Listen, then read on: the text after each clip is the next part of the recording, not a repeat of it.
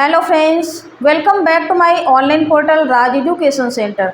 हमें again continue करना है क्लास 10th का अनसॉल्व पेपर मैथमेटिक्स का, जो कि बहुत ही इम्पॉर्टेंट है। इससे पहले मैंने आपको काफ़ी सारे क्वेश्चंस और अनसॉल्व पेपर भी सॉल्व कराया है। उसका जो रिमेनिंग बचा हुआ पार्ट है वो हमें आपको क्लियर करना है। और जो भी स्टूडेंट्स हमारे वीडियो को वॉच कर रहे हैं तो ज़्यादा से ज़्यादा इसको शेयर ज़रूर कर दें। और डिस्क्रिप्शन बॉक्स में इसके पहले वाले जितने भी क्वेश्चंस हैं वो मैंने सॉल्व कराए हैं, उनका मैंने डिस्क्रिप्शन बॉक्स में आपको लिंक भी प्रोवाइड किया है। तो वहाँ पर जा करके आप 1 by 1 step by step watch कर सकते हैं। किसी भी स्टूडेंट्स को कोई भी डाउट है या कोई भी कन्फ्यूजन है तो हमें कमेंट में ज़रूर शेयर करें। तो आइए देखते हैं क्वेश्चन नंबर 2। अब हमें आगे कंटिन्यू करना है इसमें अति लघुत्तरी प्रश्न। अति लघुत्तरी प्रश्न क्वेश्चन नंबर 2 का, इसमें ए पार्ट गिवन है। चित्र में DE पैरेलल है AC के। ये आपका फिगर बना हुआ है और इस फिगर में ये ट्रायंगल दिख रहा है ABC। इसमें कह रहा है और ये आपको साइड दिख रही है DE पैरेलल किसके है, AC के, वही इस क्वेश्चन में लिखा हुआ है। और आपको DF पैरेलल होगा AE के, DF पैरेलल है AE के। तो सिद्ध हमें करना है BF upon FE is equal to BE upon EC। इस क्वेश्चन को सॉल्व करने से पहले आपको एक थ्योरम पढ़नी है। कौन सी थ्योरम है वो? थेल्स प्रमेय, जिसको बोलते हैं थेल्स थ्योरम। ये मैंने यहाँ पर लिख भी दिया है। यदि किसी त्रिभुज की दो भुजाएं एक ही अनुपात में विभाजित करें तो वह तीसरी भुजा के समांतर होती है। कहने का मतलब ये है कि कोई एक ट्रायंगल मैंने यहाँ पर लिया और इस ट्रायंगल में दो भुजाओं को ये विभाजित कर रही है, तो इसका जो अनुपात होगा वो क्या होगा? तीसरी भुजा के इक्वल होगा, समांतर होगा। तीसरी भुजा के समांतर होता है, ये थेल्स थ्योरम कहता है। अब इसी थ्योरम से इस क्वेश्चन को लगाना है। तो इसमें जो कंडीशन दी है वो पहले लेंगे। यहाँ पर DE पैरेलल है आपका AC के, यानी कि इसमें आपको ये त्रिभुज लेना पड़ेगा ABC। तो यहाँ लिख देंगे ट्रायंगल ABC में। ABC में आपको क्या देखना है कि ये देखिए, ये आपकी ये डिवाइड कर रही है, तो ये इसका जो अनुपात होगा ये बराबर होगा। तो BD अपान DA यहाँ पर लिखेंगे BD upon DA equal to BE upon EC। BE upon EC ये किससे हुआ? थेल्स प्रमेय से हुआ, थेल्स थ्योरम से।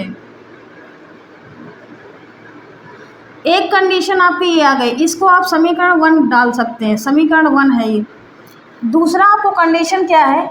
दूसरी कंडीशन दी है DF पैरेलल AE। तो अब ये देखिए DF पैरेलल AE की, यानी कि ये वाला त्रिभुज लेना है। कौन सा? ट्रायंगल ABE, यानी कि ये वाला ट्रायंगल आपको लेना है। BAE आप लिख सकते हो या ABE लिख सकते हो। तो ये ट्रायंगल आपका हो जाएगा। इसमें आपको ट्रायंगल कौन सा लेना है? ये कंडीशन है आपकी BF पैरेलल AE।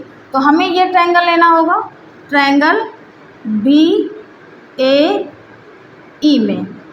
ये आपका ट्रायंगल है और यहाँ से ये डिवाइड कर रहा है, यानी कि ये आपका यही बना रहेगा BD upon DA equal to BF upon EC, BF upon FE। Sorry, ये भी किसके कारण है? थेल्स थ्योरम से है। इसमें भी आप थेल्स थ्योरम अप्लाई कर रहे हैं, इसमें भी आप क्या कर रहे हैं? थेल्स थ्योरम अप्लाई कर रहे हैं। इक्वेशन नंबर 2 है। अब देखिए सेकंड इक्वेशन और फर्स्ट इक्वेशन में कंपेयर करेंगे तो BD अपान DA और BD अपान DA ये इक्वल है। इसका मतलब है कि ये हमारा प्रूफ हो गया। देखिए यहाँ पर equation first and equation second को अगर आप कंपेयर करते हैं तो यहाँ पर लिखना पड़ेगा कि समीकरण 1 व 2 से, समीकरण 1 व 2 से अगर आप देखेंगे तो क्या निकल के आ रहा है? BF upon FE is equal to BE upon EC। यही आपको प्रूफ करना था। ये आपका आंसर यहाँ पर ये निकल के आएगा। क्वेश्चन नंबर सेकंड का बी पार्ट इसमें दिया हुआ है। यदि sine A minus B equal to 1/2 तथा cos A plus B equal to 1/2 और कंडीशन यहाँ पर दिया है 0 is less than A plus B, ये ए प्लस बी आपका एंगल है, is less than equal to 90 degree और एज ग्रेटर देन बी, तो ए व बी के मान हमें फाइंड आउट करना है, यानी कि ए और बी की वैल्यू को फाइंड आउट करना है। तो कैसे इसको सॉल्व करेंगे, यहाँ पर लिखेंगे sine A minus B is equal to 1/2।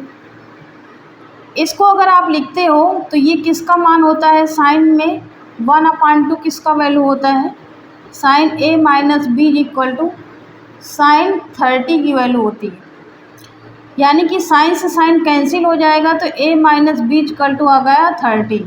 Equation यहाँ पर फर्स्ट आ गई। दूसरी इक्वेशन आपकी दी है cos A plus B is equal to 1/2, तो इसमें भी आपको क्या करना है, कॉस ए प्लस बी में किसका वैल्यू होता है, ये कॉस 60 का वैल्यू होता है 1/2, तो इसमें आपको निकालना है ए प्लस बी इक्वल टू हो गया आपका 60। समीकरण आपका ये दूसरा आ गया।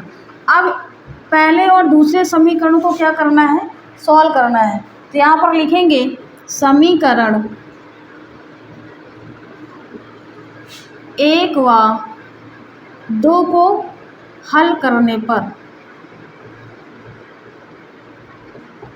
इसको हल करते हैं तो a minus B equal to 30 और दूसरी इक्वेशन है a plus B equal to 60। इसको क्या करेंगे, ऐड करेंगे, क्या करेंगे, इसको जोड़ने पर, यहाँ पर लिख दीजिए, जोड़ेंगे इस इक्वेशन को तो क्या हो जाएगा, ये कैंसिल हो जाएगा और 2a बराबर कितना आ जाएगा 90, यानी कि a बराबर कितना आ जाएगा यहाँ पर 45। ए की वैल्यू कितनी आ गई दोस्तों, 45 आ गई। अब ए का मान हमें क्या करना है, चाहे आप समीकरण 1 में रख दीजिए चाहे आप बी में दूसरी में रख दीजिए, तो ए बराबर 45 समीकरण 1 में रखने पर, समीकरण 1 आपका आया था a minus B equal to 30, यहाँ पर रखेंगे a का मान कितना है आपका दोस्तों 45 है और माइनस का b इक्वल टू 30, इसको आप इधर ले आइए, b आप उधर ले जाइए, तो 45 minus 30 is equal to b, तो b इक्वल टू कितना आ जाएगा दोस्तों 15 आ जाएगा। तो a और b की ही वैल्यू हमें फाइंड आउट करनी थी, तो कितना आ गया निकल के दोस्तों, a इक्वल टू आ गया 45 और b इक्वल टू आपका आ गया 15, यही दोनों आंसर होंगे। सेकंड क्वेश्चन का जो सी पार्ट दिया हुआ है, एक शंकु पर बाल्टी के दोनों वृत्तीय सिरों की त्रिज्याएं 28 सेंटीमीटर व 7 सेंटीमीटर है। यदि बाल्टी की ऊंचाई 45 सेंटीमीटर हो तो बाल्टी की धारिता ज्ञात कीजिए। हमें बाल्टी की धारिता बताना है, धारिता का मतलब होता है आयतन।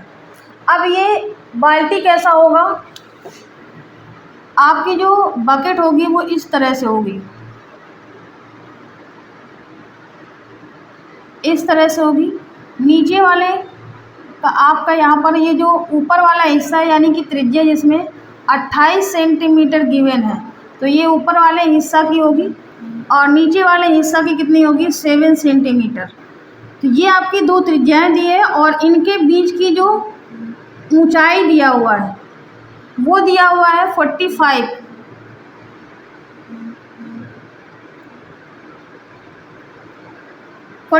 सेंटीमीटर गिवन है। अब इसमें कह रहा है बाल्टी की धारिता बताना है, तो बाल्टी की जो धारिता है ये शंकु के छिन्नक जैसा है, क्योंकि शंक्वाकार भी है। अगर आप इसे आगे बढ़ाएंगे इसको इस तरह से तो ये एक शंख बनेगा, लेकिन अगर शंख को बीच से काट दिया जाता है तो वो क्या बन जाता है, उसका छिन्नक बन जाता है। तो शंक्वाकार जो बाल्टी है उसको हम क्या कहेंगे, छिन्नक कहेंगे, और छिन्नक की हमें धारिता निकालना है। तो यहाँ पर लिखेंगे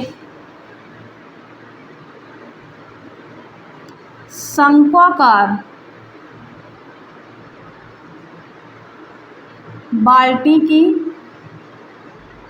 धारिता, या आप लिख सकते हो आयतन, वो किसके इक्वल होगा? यहाँ पर लिखेंगे शंकु के छिन्नक का आयतन।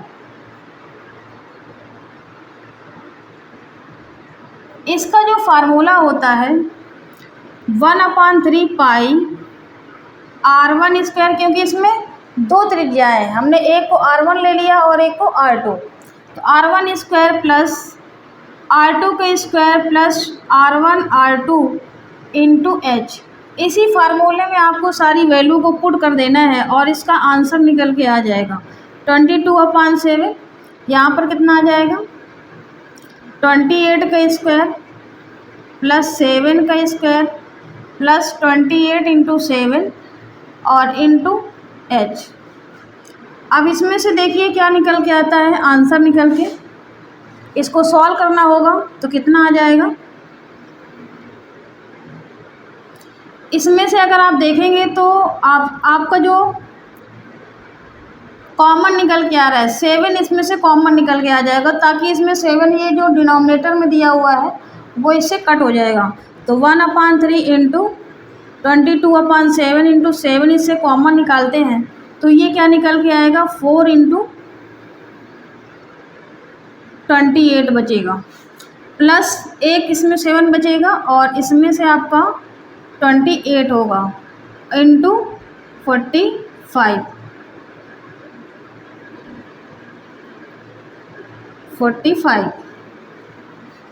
और इसको अब सॉल्व करते हैं तो क्या आता है 22/3।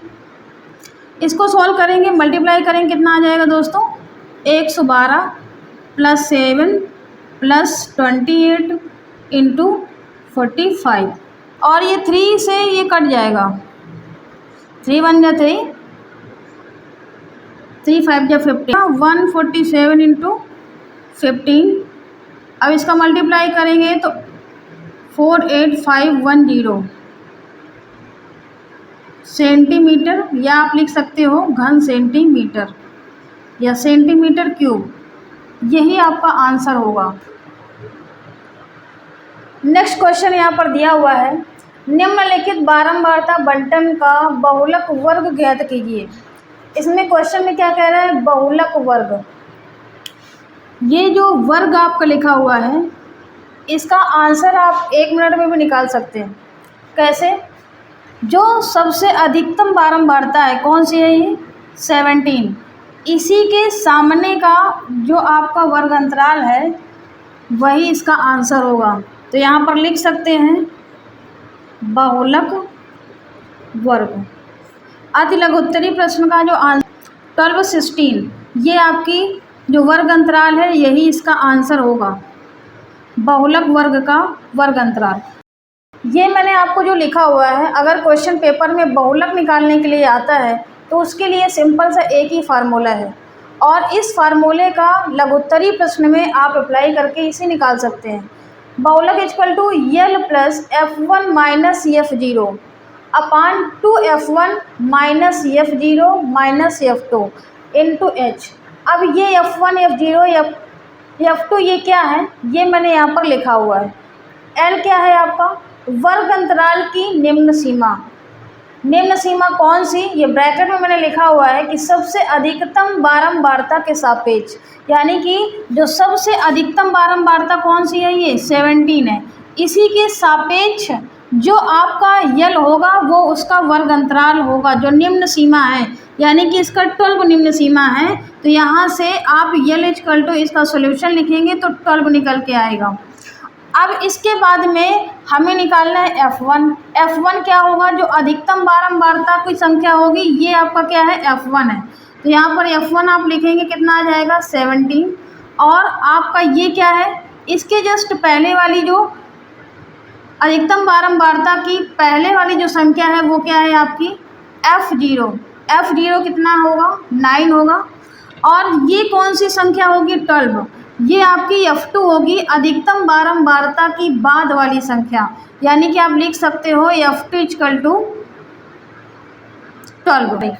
अब ये क्या है? H। एच भी आपको निकालना है। तो एच क्या होता है, एच जो आपका ये वर्ग अंतराल दिया हुआ है, इनके बीच का जो डिफरेंस है कितने का है, इसमें 4 का, इसमें भी 4 का, इसमें भी 4 का है, सब में यानी कि कितना दिया हुआ है 4 का, तो वही आपका एच होगा। अब ये जितनी भी वैल्यूज मैंने आपको निकाला है, इन सारी वैल्यूज को आपको क्या करना है, इस वाले फार्मूले में रख देना है, आपका एग्जैक्ट आंसर निकल के आ जाएगा। आपको ये कमेंट बॉक्स में आपको सॉल्व करके इसका सॉल्यूशन मेरे व्हाट्सएप नंबर पे आपको भेजना है कि क्या आपका आंसर आने वाला है। क्वेश्चन नंबर 3 में भी आपको लघुत्तरी प्रश्न है ये, और इसमें भी सारे खंड आपको करना है। क्वेश्चन नंबर 1 में दिया है, सिद्ध कीजिए कि √3 एक अपरिमेय संख्या है। ये एक लाइन का क्वेश्चन है, लेकिन काफ़ी लेंदी है। ये एक लाइन का क्वेश्चन है लेकिन काफ़ी लेंदी है, और ये क्वेश्चन 100% है कि बोर्ड एग्ज़ाम में आता ही आता है। तो पहले इसको सॉल्व कैसे करना है, इसको सॉल्व आपको करना है कि इसके जस्ट अपोजिट हमें इसमें मान लेना है। जैसे यहाँ पर लिखा है कि √3 क्या है, एक अपरिमेय संख्या है, तो यहाँ पर आपको लिखना है माना √3 एक परिमेय संख्या है, परिमेय संख्या है। ये मैंने इसको लेट कर लिया। अब जब परिमेय संख्या है तो परिमेय संख्या का रूल क्या होता है वो पहले जानते हैं। जो P/Q के फॉर्म में होती है वो परिमेय संख्या कहलाती हैं, लेकिन जो डिनोमिनेटर होता है वो 0 के इक्वल नहीं होना चाहिए, ये कंडीशन होता है परिमेय संख्या में। या आप लिख सकते हो A/B के फॉर्म में जो होता है वो क्या होगा, परिमेय संख्या है, तो ये इसके इक्वल होगा। लेकिन यहाँ पर लिखेंगे कि B is not equal to 0, B हमारा 0 कभी नहीं हो सकता परिमेय संख्या अगर है तो। अब ये आपका परिमेय संख्या है, तो ये मैंने ये आपकी इक्वेशन बन गई। अब इसमें क्या करना है, इसको स्क्वायर करना है, तो यहाँ पर लिखेंगे कि दोनों पक्षों में वर्ग करने पर, वर्ग करते हैं तो क्या आ जाएगा, A/B का स्क्वायर इक्वल टू √3 का स्क्वायर, और इसे सॉल्व करते हैं तो A²/B² इक्वल टू 3, यानी कि आप लिख सकते हो A² इक्वल टू 3B², या आप इसे और लिख सकते हो A²/3 इक्वल टू B²। अब देखिए A² क्या है, यहाँ पर ये कंडीशन जो आपकी लिखी हुई है, A² 3 से भाज्य है, क्या लिखना है यहाँ पर, 3 से भाज्य है। और भी लिख सकते हो कि A भी आपका, अगर A² 3 से डिवाइड हो रहा है, ये A² आपका 3 से डिवाइड हो रहा है, तो A भी 3 से डिवाइड होगा, तो यहाँ पर लिख सकते हैं कि A भी क्या होगा, 3 से भाज्य होगा। अब दूसरी कंडीशन में हमें क्या करना है, यहाँ पर फिर से लेट करना है। क्या करना है, आपको मानना है कि माना A बराबर 3, सॉरी माना A बराबर हम मान लेते हैं 3C, जहाँ पर C क्या है, C पूर्णांक है। अब यहाँ पर अगर कहता है कि A और B क्या है, तो यहाँ पर भी आपको लिखना पड़ेगा A और B क्या है, आपके पूर्णांक है, यहाँ पर लिख दीजिएगा A और B क्या है, पूर्णांक है। अब A का मान अगर हम इस इक्वेशन में रख देते हैं, पहली इक्वेशन में, ये पहला इक्वेशन मैंने यहाँ पर लेट किया है, तो A का मान यहाँ पर लिखते हैं तो क्या आ जाएगा, A² is equal to 3B²। A की जगह लिखते हैं 3C का whole square equal to 3B², ये कितना हो जाएगा, 9C² इक्वल टू 3B²। ये इससे कट जाएगा तो यहाँ बचेगा आपका 3C² इक्वल टू B²। अब इसमें देखिए क्या हो रहा है, B²/3 इक्वल टू C² लिख सकते हैं। ये इक्वेशन आपकी क्या आ गई, दूसरी। अब यहाँ पर भी आपको दिख रहा है कि B² 3 से डिवाइड हो रहा है, B² क्या है, 3 से डिवाइड हो रहा है, तो यहाँ पर हम क्या लिखेंगे कि B² 3 से भाज्य है। जब B² 3 से भाज्य है तो B भी आपका क्या होगा, B 3 से भाज्य होगा। 3 से भाज्य होगा, यानी कि हम यहाँ पर लिख सकते हैं, तो कंडीशन यहाँ पर लिखेंगे कि अतः 3 क्या है, ए व बी का गुणनखंड है। क्या है ये? गुणनखंड है। 3 क्या है, ए व बी का गुणनखंड है, जबकि हमने पहले ही माना था कि ए व बी क्या है, आपके सहअभाज्य गुणनखंड है। क्या है? ए व बी। यहाँ पर लिख सकते हो कि ये आपको कंडीशन में लिखना है कि इसका गुणनखंड है, तो ये भी आपको लिखना है कि ये हमारी परिकल्पना क्या है, गलत आ रही है। हमने क्योंकि पहले ही माना हुआ है कि ये ए और बी पूर्णांक है, तो यहाँ पर लिख देंगे कि हमारी परिकल्पना गलत है। तो √3 एक अपरिमेय संख्या है।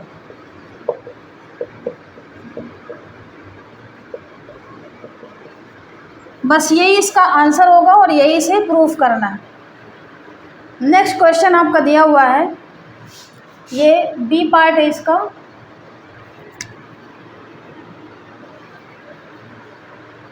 नेक्स्ट क्वेश्चन आपका दिया हुआ है, 2 संख्याओं का अंतर 26 है और एक संख्या दूसरी संख्या के 3 गुनी है। संख्याएं ज्ञात करना है। बहुत ही सिंपल क्वेश्चन है, इसको सॉल्व कैसे करना है, यहाँ पर लेट करना है कि माना पहली संख्या x है तथा दूसरी संख्या y है। पहली कंडीशन यहाँ पर लिखेंगे तो प्रश्नानुसार